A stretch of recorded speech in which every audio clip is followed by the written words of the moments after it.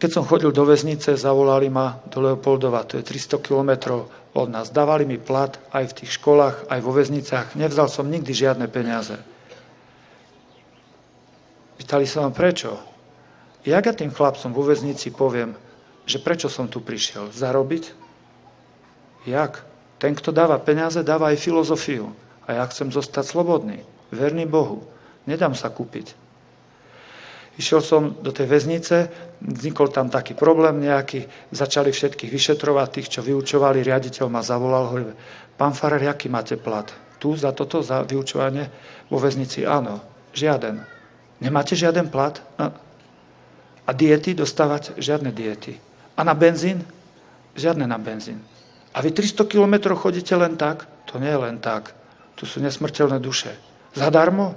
Z vašho pohľadu zadarmo. Z môjho pohľadu veľmi vzácno kupujem. Nesmrteľné duše. Pokrutil hlavou, dal mi taký preukaz, pán riaditeľ Kiš, že som mohol kedykoľvek do väznice vojsť. Kedykoľvek. Taký preukaz. Však, prosím, keď som išiel z väznice, úplne vyšťavený, lebo keď som vyšiel ráno a vyšťavený som sa vracal a volali ma tak ku mladým, jak teraz tu. Zavolali ma ku mladým a bol som tam a bolo si chravo. Dážď so snehom, zastal som medzi Leopoldovom, chcel som ísť do Nitry. Do Nitry ma volali, ja som myslel, to som zle odbočil tu na Kupiešťan. Dobre, to už je jedno. Pomodlím sa breviár. Breviár je taká knižka hruba, ktorá sa musím pomodliť do polnoci. Viem, že tí mladí ma budú zdržiavať. Som predčerom bol vo Varanove, tak som o 2:00 v noci prišiel. Tiež ma potom tí mladí nechcú pustiť. Hej, to znamená, tak som si čítal breviár, som sa modlil, tak bola tá lampa a som sa modlil a naraz mi takto ťuka na okno. Ťuk, ťuk, ťuk. Pozriem vedľa, taká žabka, mladé devča, 18, taká plus minus. Mini sukňa, štekličky, kabelka, ťuka mi na okienko. Pozerám na ňu, spustil som okno, ona, dobrý večer. Hovorím, dobrý večer. A neprajete si služby? A teraz tak na ňu pozerám, mne nedošlo, ja som nevedel, čo ona chce. Ja hovorím, prosím vás, jaké služby? No, služby. Aha, pokýval som hlavu, došlo mi. Otvoril som dvere, pozerám na ňu od hlavy po pety, ste veľmi pekné dievča. Ďakujem, páčim sa vám? Áno. To, čo vidím, ja nemôžem klamať. Ste pekné dievča, ale asi ste slepá. Prečo? Ja som pre vás starý chlap. A cudzí. Skoro by som mohol byť vašim detkom a 100% otcom. 100%, lebo také mám netierky, jak ste vy.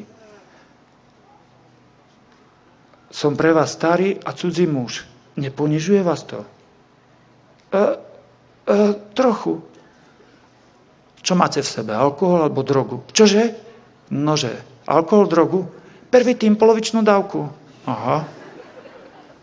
Môžem si ku vám sadnúť? Myslím, Páne Bože, môže či nemôže? Čo keď má nejakého pasáka, ten odpíše číslo SPZ-ku a dá preplatiť na biskupský úrad. Tak, teraz som nevedel, že čo. A hovorím si, Ježišu, jak by si ty chcel, ak je to tvoja svätá vôľa, dobre, ale drž ma, lebo ja som len muž. Na mňa, keď položil biskup ruky, kňaz neprestal byť muž. A my muži sme v tej veci slabší. Oveľa slabší. Tvoj Fero, milá Marienka, je v tej veci slabší, jak ty. Nie 2-krát, nie 3-krát, 10-krát. Koľko žena dovolí, toľko muž vezme. Jednoduchá poučka. Ženy sú slabšie tu, 8. Boží príkaz, a muži nižšie, 6. Boží príkaz. Sú aj výnimky? Sú. Keď poviem, muži sú vyššie ako ženy, neklamem, ale niektorá žena je vyššia ako muž. No áno, ale muži sú ťažšie ako ženy, zase neklamem, ale niekedy sú výnimky, vidíš? Tak poviem, muži sú v tej veci slabší. A si myslím, Páne Bože, stoj pri mne. Ona prišla, zabuchla dvere, ja som tomu nerozumel, jak začala vymenovávať tie úkony, všetky, čo ona urobí, to sú taxi. Kým ťa rozbáli, človeče, ty si už oholený. Od peniazy. Teraz ja som nevedel, čo to ona, jak to, čo. A ja počkajte, ja som vás nepreto volal.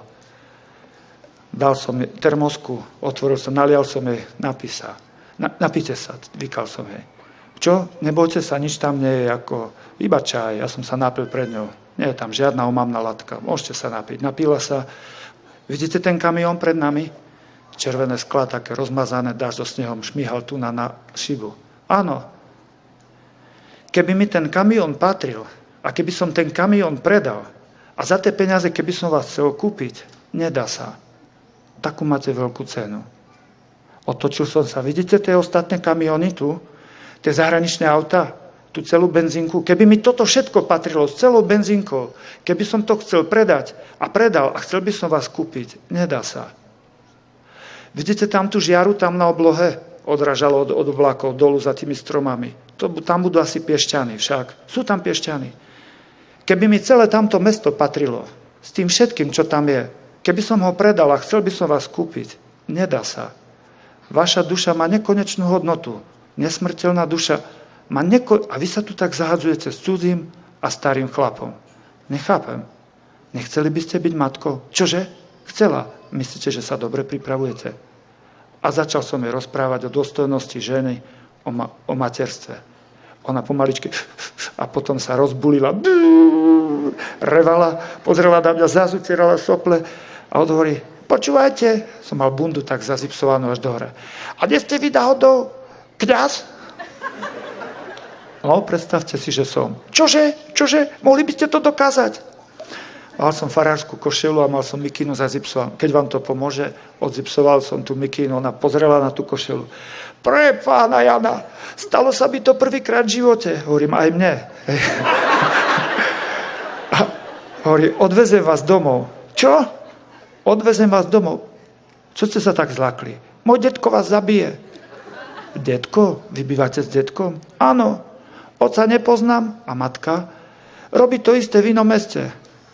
Aha, ideme aj tak domov. A detko vás zabije. Vydržím. A teraz som chcel odľahčiť tú situáciu, hovorím, a s čím ma zabije? S vidlami. A čože? On ma vo verande vidli. A povedal, vonku si rob, čo chceš, ale keď mi tu dovedeš nejakého muža, zabijem ho s týmito vidlami. Chcel som odľahčiť situáciu, ja sa pýtam, trojzubové či štvorzubové? Utierala sople, smiala sa, aj plakala a hovorí, pán farár, nestihnete spočítať. Ty, naozaj ten detko bol taký, keď som ho videl, som myslel, že bojové umenie trénoval. Jak sme tam došli k tomu domu, si myslím, parádny dom, vymurované, normálne zahradka, oblúky, také, si myslím, parádny dom, si myslím, nechytám ma do lapaka, nechytám sa ja do pásce. Počkajte tu, zavrel som auto, myslím, zazvonil som ku susedom. Jak ma tá pani bude poznať, zakade z televízora, bože, to bude trápas, hamba, ale však trápas je náš kamarát, nevadí. Si myslím, zazvonil som, vyšla taká pani, tak si ma premerala, hovorím, dobrý večer. Hovorím, prosím vás, nebýva tu také dievča s takým detkom. Ach, pánečku, tá si dala ruku v bok, som myslel, že ma tam hneď vymásti. Býva.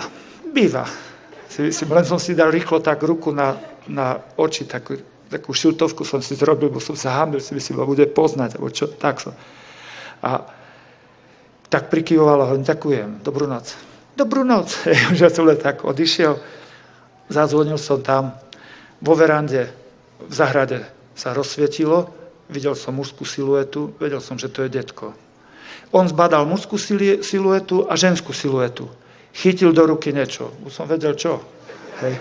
Ja som vedel, že čo. Vidli. A človeče, jak sa rozbehol, jak rytier burka. Tak s vidlami, zabijem. Teraz som nevedel, odmeral som si smerom ku autu, koľko mám. Hej, teraz som pozeral, som si to trošku dal čupol, aby som rýchlejšie reagoval. Odzipsoval som tú bundu druhý raz. Proti svetlu hovorím, počúvajte, ja som farár. On dobehol detko asi krátko zraky, bo celkom blízko prišiel. Keď zbadal, že som farár, teraz som nevedel, či musí urobiť najprv tak a tak pichnúť. Hej? A on tak držal tie vidly a si myslím, na nich sám ja nenaskočím. Hej? No tak ich držal a on zbadal, že som farár, pustil vidly, rozplakal sa. Čo mám robiť, pán farár? Čo sa pýtate? Veď dobre robíte. Jak dobre? Dvihnite tú pravú ruku. Čo? Pravú ruku dvihnite. Dvihol ju a mal tam namotaný ruženec. To je správna zbraň apoštola. Ruženec. Poďte do Zambie, do Bulharska. Nevždy možná bude svätá omša. Ruženec, druhá najsilnejšia zbraň po svätej omši. Kňaz, apoštol, otec, matka, dobrý otec, dobrá matka, z modlitby žije. Z modlitby sa rodí kňaz, apoštol, misionár, z modlitby žije a modlitbe zomiera. Idem, kde ma ty posielaš, Ježišu. Kamarátov si vyberám, ale ja tam dostanem bratov a sestry, ktorých mi ty dáš, Ježišu. Ja nebudem vyberať, vyberaj ty.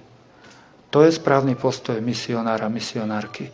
My všetci sa budeme za vás modliť, aby ste boli statoční misionári, apoštoli, aby ste získavali Ježiša ne k sebe, pre seba, blížnych ne pre seba, ale pre Ježiša, tých blížnych. To je naša úloha. Úloha nás všetkých. Byť dobrým apoštolom, to vám budeme vyprosovať pri dnešnej svätej omši. Amen.